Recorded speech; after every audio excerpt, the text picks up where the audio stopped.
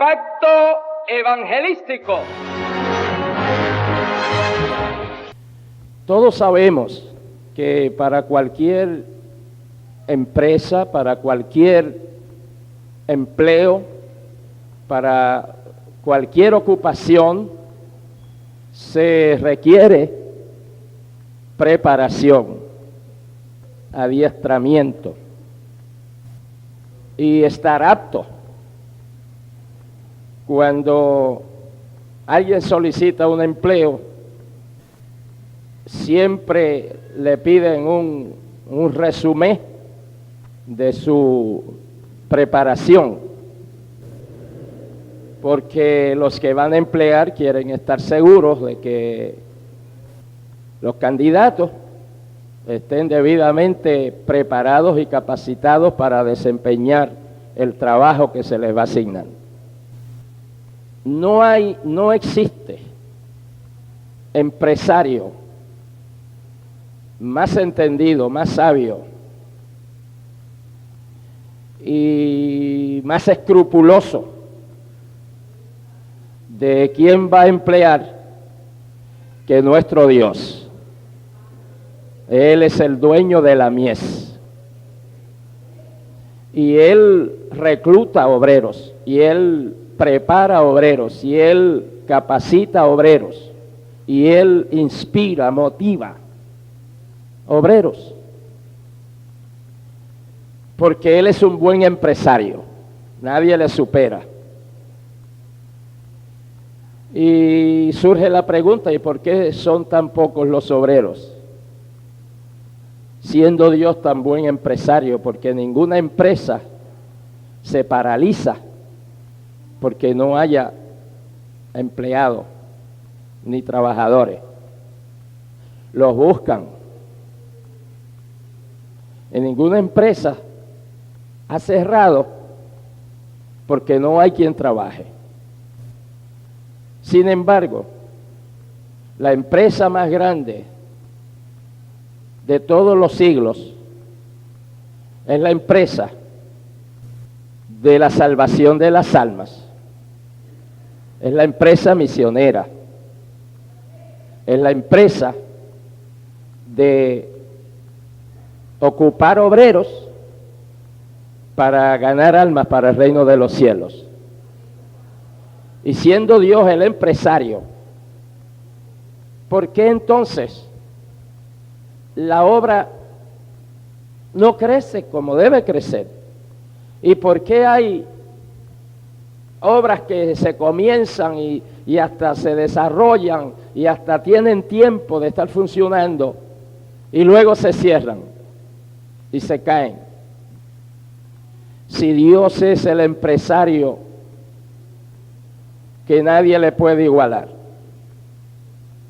Esa pregunta me la hice en un culto misionero en la ciudad de Gary, Indiana, en una iglesia que visitaba. Yo estaba en la plataforma con el pastor, estaba sentado de este lado,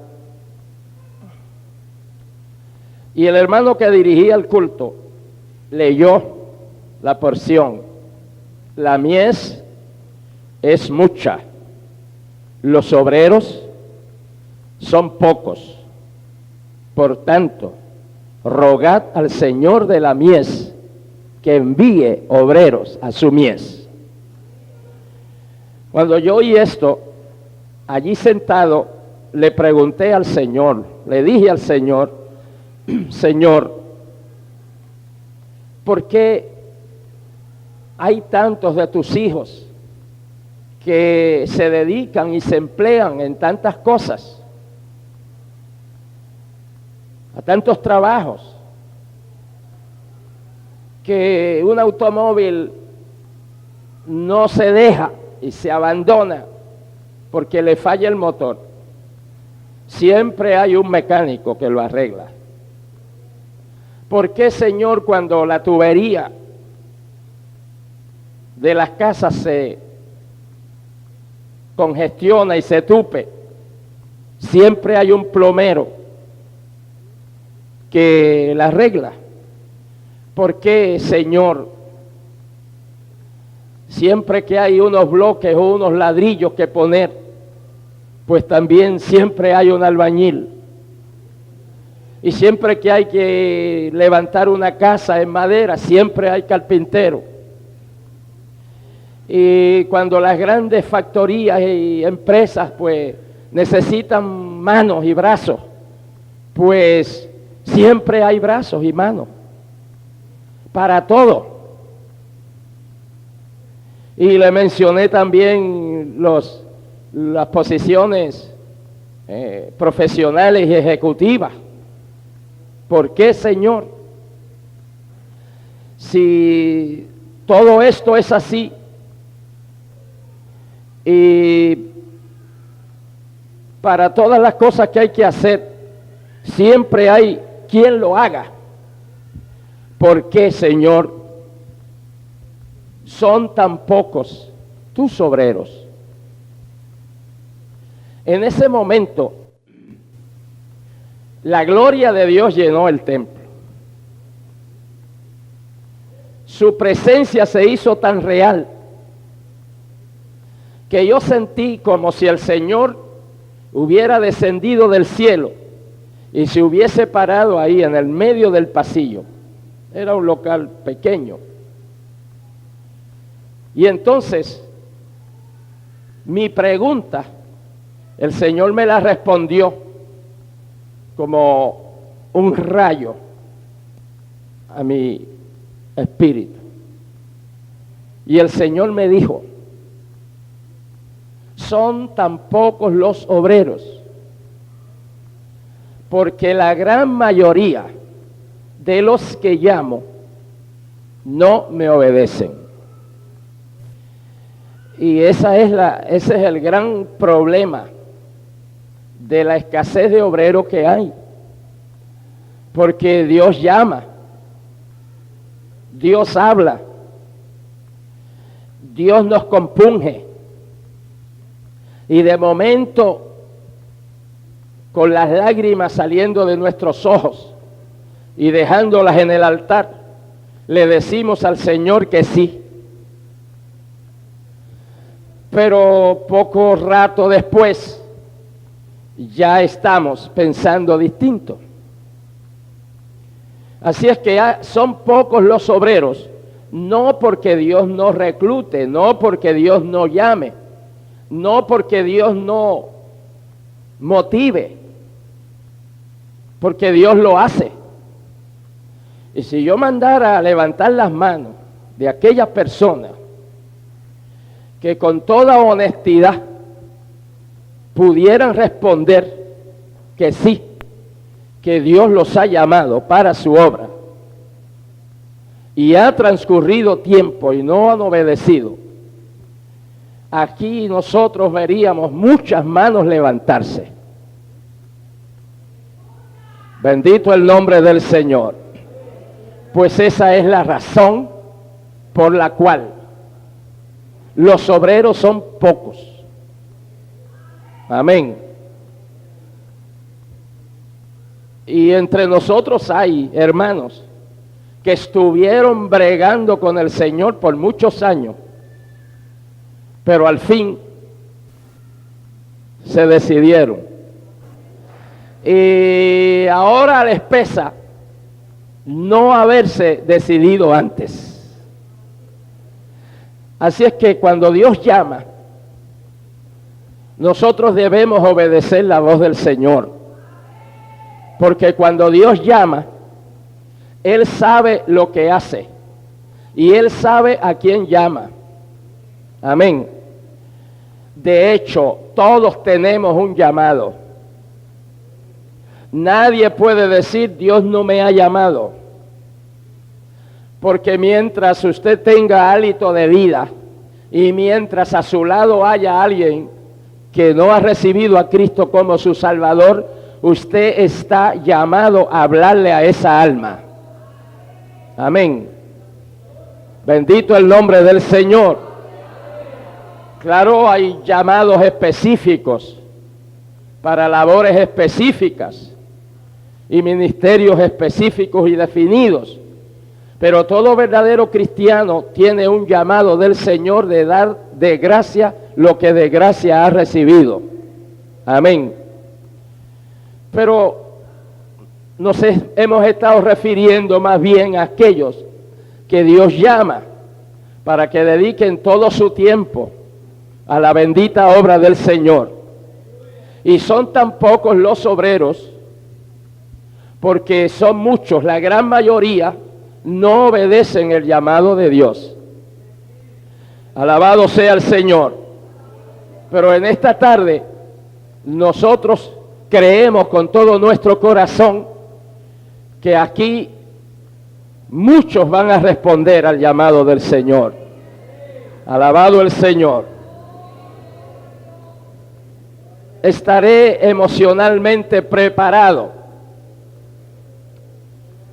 Hay algunos que piensan que las emociones no deben contar en nuestro llamado y en nuestras experiencias con Dios. Dios se emociona. Dios es emocional. Algunos quisieran, y hay muchos creyentes, que se comportan como esta columna que está ahí. Este templo se inauguró en el 77, en enero. Y aquí la gloria de Dios desciende continuamente. Esa columna no se emociona, porque Dios no espera que el concreto y el hierro se emocione.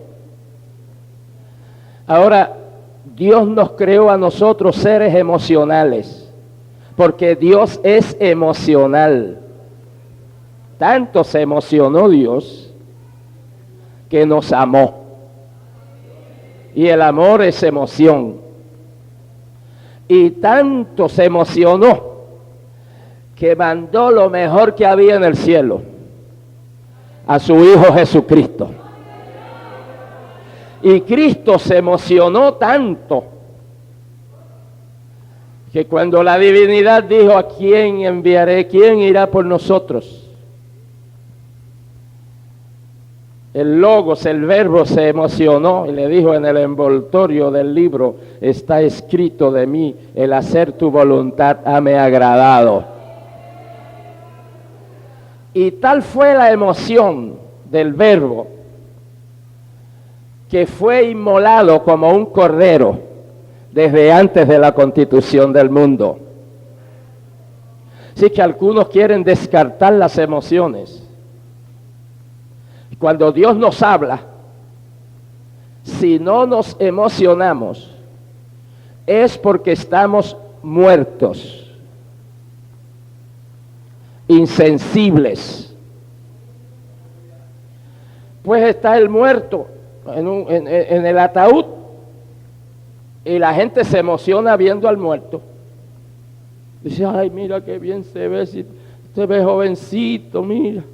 Y se emocionan y lloran porque están vivos. Pero el muerto no se emociona, el muerto no le dice: muchas gracias. Está muerto. Y uno que no se emociona ante la gloria y la presencia de Dios y ante el llamado de Dios, está muerto. Ahora, nuestras emociones, como Cristo canalizó y el Padre canalizó su emoción a través del Hijo, y el Hijo canalizó sus emociones, y desde que nació ya empezó a padecer, y de hecho antes de nacer, cuando se formaba en el vientre de María, ya estaba padeciendo. Y en toda su vida terrenal, pues, era un padecimiento. Cuando inició su ministerio, Hubo un tiempecito de muchos elogios y de mucha popularidad, pero vino el tiempo de la oposición. Pero él, sus emociones, él las canalizaba.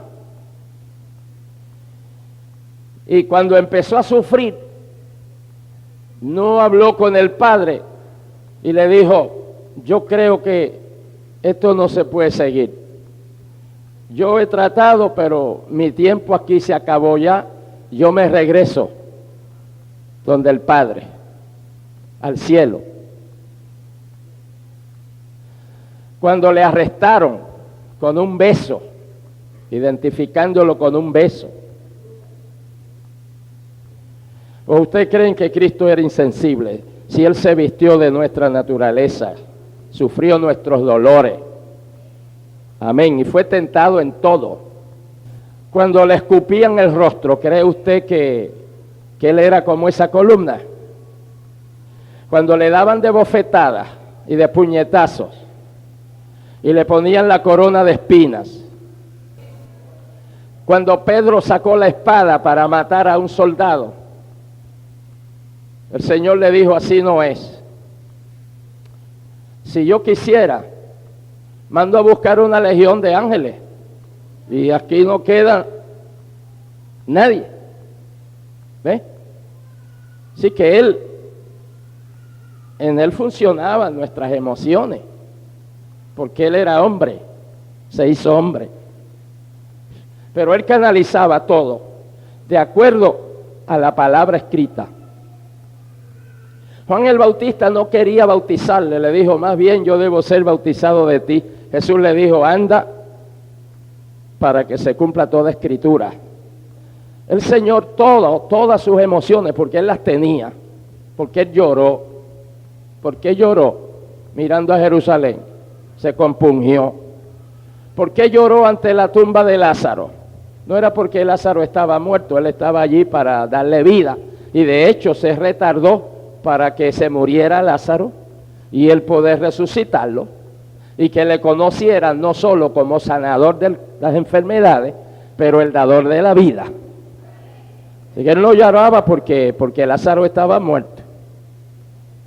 ¿Por qué uno va a llorar si tiene que pagar $1,000, pero tiene los $1,000? Uno lloraría si tiene que pagar $1,000 y no los tiene y no los consigue. Al fin tiene que llorar. Digo, los que pagan bien. Así es que él no tenía por qué llorar. Él lloraba por la condición del pueblo que le rodeaba, incrédulos. Lloraba por la incredulidad del pueblo. Y cuando uno llora, uno está emocionado. Bendito el Señor. Pero él canalizaba y controlaba sus emociones. De modo que ese es nuestro máximo ejemplo. Y tenemos al apóstol Pablo, iba para Damasco a apresar los cristianos, y en el camino lo apresaron a él.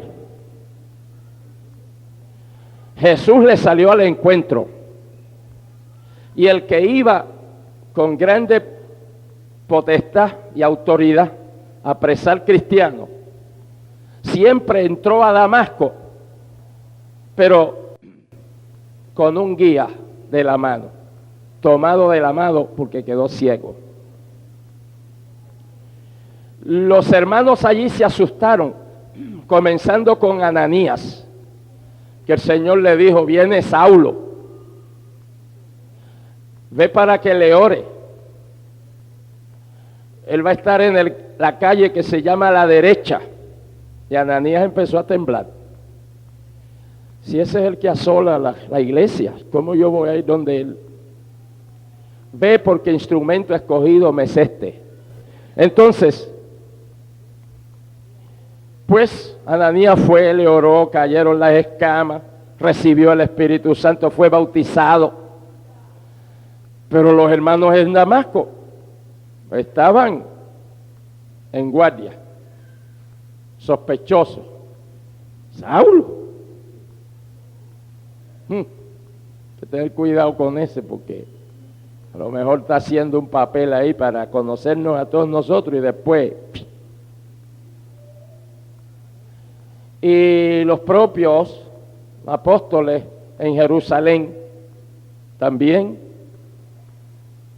estaban recelosos y por donde quiera que iba, pues como él tenía una visión clara de lo que el Señor había hecho, pues él, claro, él tenía que sentirse, y de hecho él lo escribió y dijo: los que parecían ser las columnas de la iglesia no me recibieron. Y cuando no reciben a uno, pues las emociones trabajan, ¿verdad que sí? Amén. Pero Pablo, cuando vio que no le recibían, dice: pues me olvido de esto. Esto fue una emoción pasajera y la descarto y ya. No. Él se emocionó tanto de primera intención con Cristo, porque fue una sorpresa tremenda para él, que él iba a perseguir los cristianos y le sale al encuentro alguien que le tira al suelo, le tira por tierra. Y de una vez él, como era conocedor de las Escrituras, él sabía que quien le había tirado por tierra tenía que ser Dios. Y cuando le habló el Señor, le dijo: ¿y quién eres, Señor? Porque él sabía que el que lo tumbó tenía que ser Señor. Y los judíos le dan el título Señor solo a Dios. Y cuando el que lo tumbó le dijo: yo soy Jesús a quien tú persigues, imagínese usted la sorpresa de él, que él iba persiguiendo a los seguidores de Jesús y Jesús le sale al encuentro. Y luego se convierte porque le dice: ¿y qué quieres que yo haga, Señor? Le siguió llamando Señor. Con esa experiencia, pues cuando en algún sitio no le recibían, pues sus emociones no se desbordaban para decir: pues yo no predico más. Los apóstoles están recelosos conmigo y yo me olvido de esto. ¿Ves? No. Claro, él lo sentía, pero no le llevaba a tomar decisiones, porque él había recibido una emoción superior, amén, que era el llamado de Cristo en el camino de Damasco. Y siempre que él relata eso, pues él afirma su determinación, y ante el rey Agripa él dice: por lo cual, oh rey Agripa, no fui rebelde a la visión celestial. Si él hubiese variado en su experiencia, pues él no va preso, ni mucho menos tenía que apelar a Roma, ni estar preso en Roma 2 años.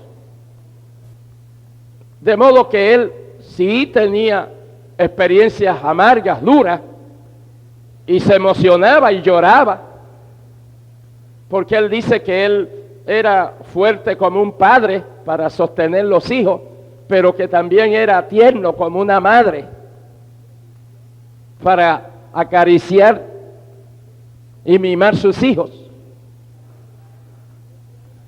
Pero que su experiencia era tal que sus convicciones estaban por encima de las cosas diarias que se producen, especialmente en la bendita obra del Señor. Entonces, una persona así está preparada emocionalmente para la obra del Señor. Entonces, tenemos que tener un encuentro real con el Señor y una experiencia positiva con el Señor, y ser conscientes del llamado del Señor, para que en los momentos de prueba y de dificultad no estemos, ni siquiera pensemos en abandonar el llamado que Dios nos ha hecho. Porque cuando Dios llama, Lo único que puede alterar nuestro llamado es nuestra conducta. Pero Dios no llama a uno para su obra por 6 meses y luego le da vacaciones pagas 6 meses más. Cuando Dios llama es a tiempo completo.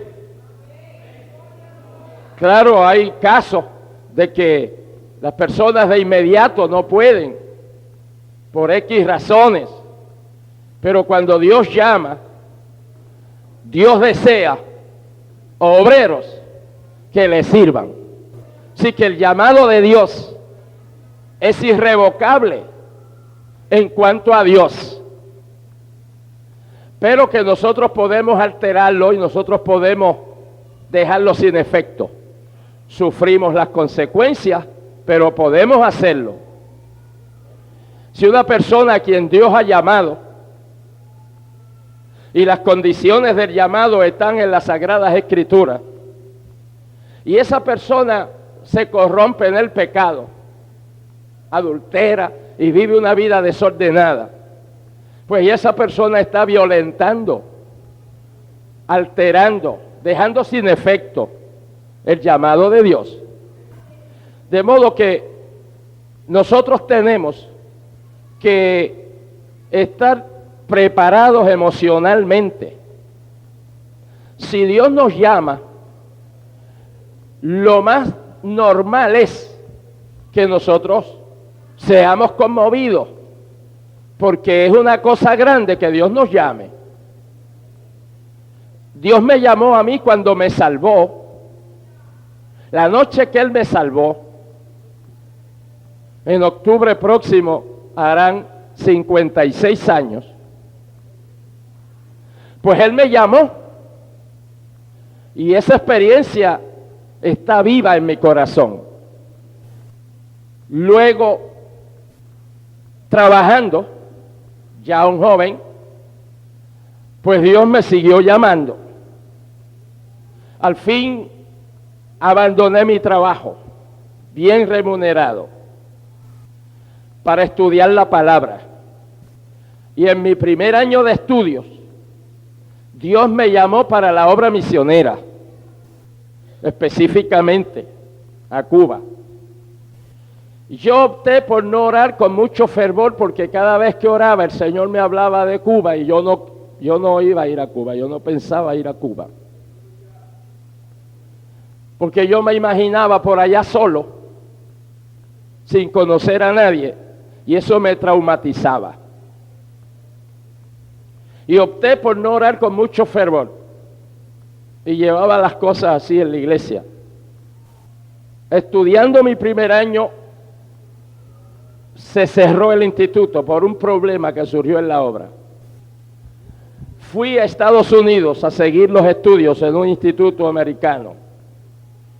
Me llevó el hermano Frank Finkenbinder, el padre de Pablo, que tenía un amigo que dirigía un instituto y nos dijo que él no más que me llevaba allí y enseguida me aceptaban. Pero antes de yo llegar, 2 días antes, habían cerrado el instituto. Y entonces me quedé sin trabajo, sin instituto en Puerto Rico, sin instituto en Estados Unidos.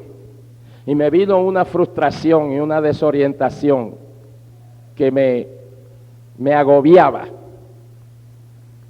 Entonces en una tarde, en un domingo, empecé a orar y derramé mi alma al Señor.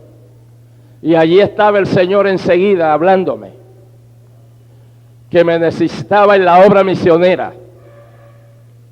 Y claro, yo le decía que no, porque para mí eso era un fantasma.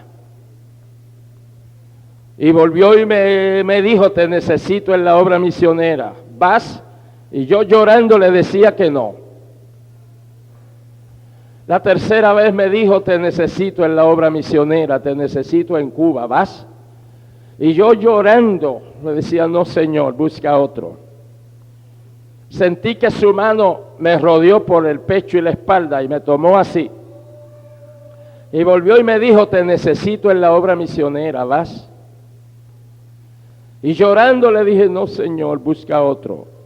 Sentí que su mano me apretó y volvió y me habló. Le respondí igual. Volvió y me habló y me apretó un poco más fuerte. Y le contesté igual. Me apretó entonces más fuerte. Y volvió y me habló, te necesito en la obra misionera, ¿vas? Y como me tenía tan apretado, yo no podía hablar, pero le dije, Entonces su mano fue fuerte sobre mí y yo sentía que mis costillas se trituraban. Y el Señor me dijo, hijo, ¿y ahora estás listo? Y yo le dije que sí al Señor. Claro, desde toda mi niñez y mi adolescencia y mi juventud, yo le decía al Señor que yo quería obedecerle y que yo quería hacer su obra porque Él me llamó desde niño. Pero es que yo decidí hacerlo, pero para predicar aquí en Puerto Rico, pero que Él me llamara para allá tan lejos, yo no conocía a nadie, ni había pasado por encima de Cuba, ni se podía pasar tampoco en ese tiempo, porque los viajes prácticamente se hacían en barcos. Era raro los aviones que había, solo Pan American se movía por aquí una vez en semana, por ahí, por República Dominicana y Cuba. Era muy difícil. Así es que yo pensaba en eso y yo me traumatizaba. Pues entonces, para que me fuera acostumbrando a salir del hogar y de la iglesia y del ambiente, pues Él me cerró el instituto aquí. Me sacó para allá y que para estudiar. Y entonces Él se fue antes y cerró el de allá. ¿Ve? Para irme enseñando, que me fuera acostumbrando a salir del calorcito del hogar. Abraham le dijo, sal de tu tierra y de tu parentela, a la tierra que yo te voy a mostrar. Hay algunos que quisieran que Dios les dijera todo. Mira, vas a ir a tal sitio, allí hay un salón así, allí hay 3 familias alrededor que ya seguida van a aceptar. Enseguida vas a tener un grupo, enseguida va a haber ofrendas y diezmos. Y entonces de ahí vas a pasar a otro lugar más grande y la iglesia va a crecer. Te voy a dar un terreno, te voy a ayudar para que fabriques un templo. Vas a tener programas de radio, vas a hacer esto y lo otro. Y la gente quisiera que Dios le dijera todo de antemano. Pero este camino no es por vista, este camino es por fe. Bendito el nombre del Señor. Aleluya. Pues Él me fue cerrando las puertas hasta que yo me diera cuenta. Pues cuando yo le dije sí al Señor allá en Nueva York, pues entonces abrió el instituto de acá, de Puerto Rico. Entonces yo regresé, terminé los estudios y enseñé en el mismo instituto. Y en el 43 nos casamos y recién casados salimos a la obra misionera, donde estuvimos más de 17 años. Alabado sea el nombre del Señor. Entonces, en el transcurso del tiempo, pues yo he recibido toda clase de apretones. Apretones del diablo, de los demonios, de circunstancias, de escasez, de necesidades, de hambre, de falta de ropa, apretones de organizaciones. Pero esas cosas nada significan cuando yo me acuerdo del apretón que Cristo me dio. Y eso es lo que me ha mantenido. He estado en crisis tremendas, persecuciones sin nombre. Terrible. Pero las distintas emociones que he tenido, de dolor, de agonía, de frustración, de tristeza, de necesidad, de persecución, de calumnia, de todo eso, pues como ha habido una experiencia tan real, pues todo lo que suceda, pues me hace mantenerme firme la mano del Señor.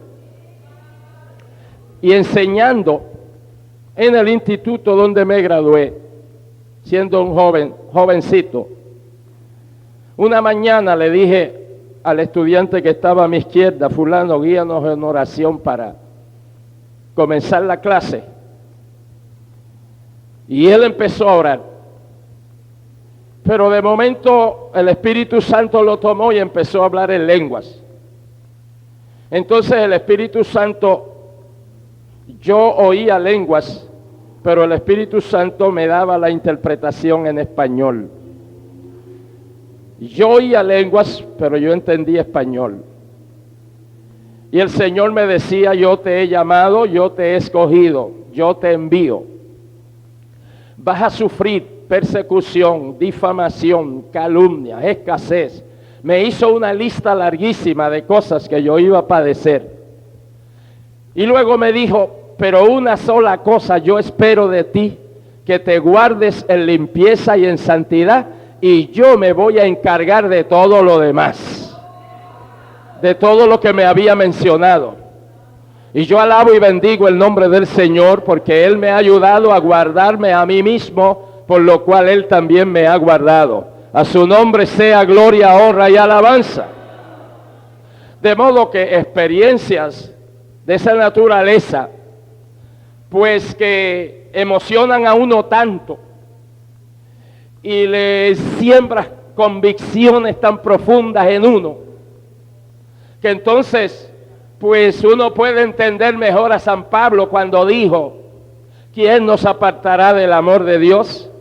¿Quién nos apartará del llamado de Dios? Ni lo alto, ni lo bajo, ni lo presente, ni lo porvenir, ni ninguna necesidad, ni ningún problema, ni ninguna criatura nos podrá apartar del amor de Dios, del llamado de Dios. Alabado sea el Señor. Amén.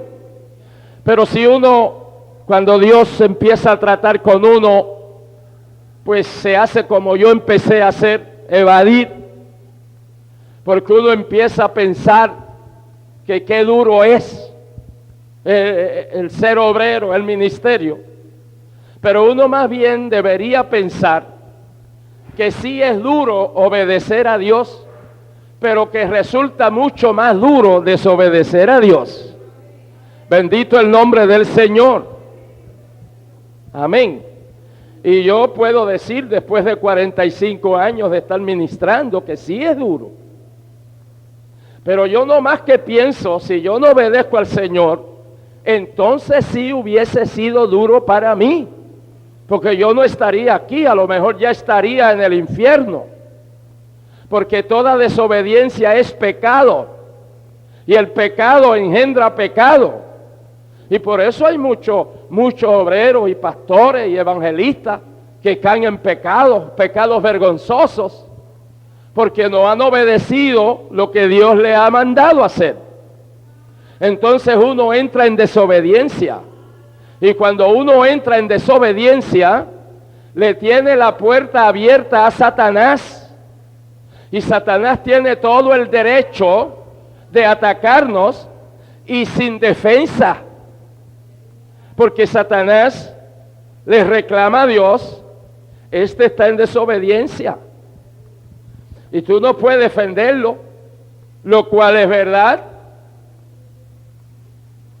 La Biblia dice: someteos a Dios y resistid al diablo y de vosotros huirá. Pero a nosotros nos gusta la última parte y siempre la citamos: resistid al diablo y de vosotros huirá. Pero uno no puede resistir al diablo y que huya si no nos hemos sometido a Dios. Hay que someterse a Dios para poder resistir al diablo y que el diablo huya. De otro modo nos sucede como al team evangelístico de los hijos de Seba, 7 hermanos en el libro de los Hechos, que daban campaña y predicaban. Pero un día se tropezaron con un endemoniado. Y como nunca habían echado fuera demonios, tuvieron que haber claudicado y tal vez ninguno de ellos quería orar por el endemoniado. Y como había un líder del grupo, pues el líder, pues yo oro, total, ¿qué es lo que hay que decir? Que salga en el nombre de Jesús. Pues yo lo voy a hacer. Entonces se le enfrentó al demonio y le dijo que saliera en el nombre de Jesús que Pablo predica. Sí, que él no predicaba el nombre de Jesús. Él andaba arriba y abajo en una función. Bendito el nombre del Señor. Y el demonio dijo: yo sé quién es Jesús, yo conozco a Pablo, pero ¿y vosotros? ¿Quiénes son ustedes? Se le abalanzó encima y salieron huyendo semidesnudos. Bendito el nombre del Señor. Así que al diablo no se puede resistirle si uno no se somete a Dios. Tenemos que someternos a Dios. Cuando nos sometemos a Dios, estamos en obediencia a Dios. Si Dios nos llama para X labor o para X ciudad o para X país, y nosotros le decimos: Señor, yo estoy dispuesto, yo me someto a ti, yo te obedezco, tú me abres las puertas. Cuando yo le dije sí al Señor, que me tenía apretado, y yo sabía que yo era llamado de Dios, pero a mí me traumatizaba el verme solo por allá. Yo sabía, pero yo quería ver cómo me salía la cosa. Pero que va a luchar contra el Señor es la de perder siempre. Y cuando le dije sí al Señor, le dije: Señor, tú me abrirás las puertas, y por toda puerta que tú me abras, yo voy a entrar. Él me soltó y se me metió adentro una bendición, una armonía, un espíritu de victoria y de sacrificio que no me ha dejado hasta hoy. Alabado sea el Dios de la gloria. Así que Dios te llama, pues tú no tienes que arrancar enseguida, ir a Penny y comprar una maleta y dice: me voy. No más que tú tienes que decirle: Señor, yo estoy a tu disposición. Cuando tú digas, donde tú digas, como tú digas, yo estoy listo. Tú armonizarás las cosas. Le hablas a mi pastor, le hablas a mi iglesia, y yo te entrego a ti todo el proceso. Amén. Y lo que a mí toca, empiezo. Amén. A orar intensamente, a tomar las medidas necesarias. Si pensaba comprarme un carro del año, después no, yo sigo con el carrito viejo porque tengo un compromiso con el Señor. Y cuando Él diga, no quiero estar embarazado, con deudas y con problemas. Mire, y una vez que usted le dice al Señor: estoy sometido a ti, Señor, cuando tú digas, tú eres el jefe, cuando me des salida, pues yo estoy listo. Pues en la economía de Dios ya estás en obediencia. Digamos que Él te llama para Guatemala o para Portugal, que necesitamos un matrimonio en Portugal de obreros, ya con las emociones bien canalizadas y ya con un ministerio curtido. Una vez que tú le dices al Señor que estás listo, estás dispuesto a obedecerle en el momento que sea, ya estás en obediencia. Y en la economía de Dios, si es que Él te necesita en Portugal, pues ya en los tratos de Dios, ya tú estás en Portugal. Y ya estás en obediencia. Por otro lado, si porque oíste que en Portugal hace falta gente y viene, hermano Ortiz, yo voy para Portugal, no se ocupe que lo que sea y como sea y que si yo qué, sin haber tenido un encuentro real con el Señor y una dirección clara del Señor, solo porque quieres salir, pues entonces estás en Portugal. Entonces la cosa se empieza a apretar, ¿no? Entonces tú empiezas a decir, qué problema.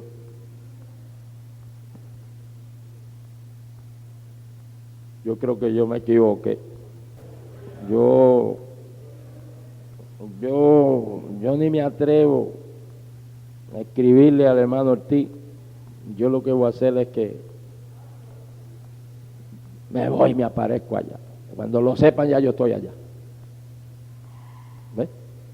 Entonces, tú estás en Portugal, pero te estás quejando, estás murmurando. Entonces, en la economía de Dios, aunque físicamente estás en Portugal, pero tu espíritu, tu mente, tus emociones están fuera de Portugal. Y en la economía de Dios, tú no estás en Portugal, aunque físicamente estás, pero no estás. Cuando Dios te mira no en Portugal, sino en desobediencia y en murmuración. En el país de la desobediencia y de la murmuración y de las quejas. Así que tú estás allá, pero no estás. Por otro lado, si estás aquí, listo, dispuesto, Señor, en tus manos estoy. Cuando tú digas, pues en la economía de Dios, en los tratos de Dios, ya tú estás allá. Y puedes estar tranquilo. Sigue orando, que Dios te va a dar la salida. Alabado sea el nombre de Jesucristo. Amén. Entonces, cuando uno tiene una convicción profunda, no le hace las circunstancias. Si hubiera sido por las circunstancias,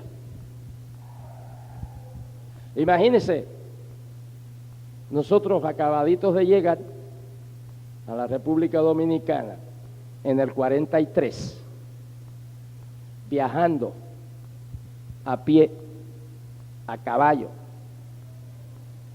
en carretas de bueyes, en vagones de caña, llenos de caña, hacíamos un hoyo, nos metíamos allí, y mi esposa tirándose de allá arriba. Pues perdimos el primer hijo, que era varoncito, se perdió. Pues si no hubiese habido una conciencia del llamado de Dios, pues por menos que eso, otros salen huyendo y dicen, no, perdimos el primer niño y qué va, aquí, nos vamos de aquí, pero nos quedamos. Y de ahí Dios nos pasó a Cuba, y en Cuba por las mismas circunstancias perdimos el segundo hijo. Y eso lo concerniente a nuestra persona. Ahora, sin mencionarle todas las bregas de la obra y todos los problemas de la obra y todas las persecuciones y todas las agonías y todos los desvelos y todas las calumnias y todo lo que hay en la verdadera obra del Señor, porque hay hoy una obra y hay un ministerio que todo es a pedir de boca, y un ministerio de promoción y de publicidad y de grandeza y de que hoy hay culto en iglesia y convenciones y campañas que se tornan en mítines políticos para figurar Eso es lo que hay hoy. Y a los púlpitos suben políticos adúlteros y fornicarios y pillos. ¿Ves? Suben a los púlpitos, lo suben a los púlpitos porque tengan tal posición política. Eso es lo de hoy. Eso es el evangelio que hoy se está predicando y practicando. Y esto de que los malos no se levantarán en la congregación de los santos, ya eso está fuera de moda. Pues así es fácil, ¿no? Porque es un evangelio y un ministerio de grandezas humanas. Pero la verdadera obra de Dios, hermano, todo lo que le hace mella a Satanás, todo lo que endiabla más al diablo, pues el diablo ataca de muchas maneras. Pero el verdadero hombre de Dios no le hace todos los ataques del diablo. Todos quedarán neutralizados por la defensa prometida y cumplida del Señor. Alabado sea el nombre de Jesucristo.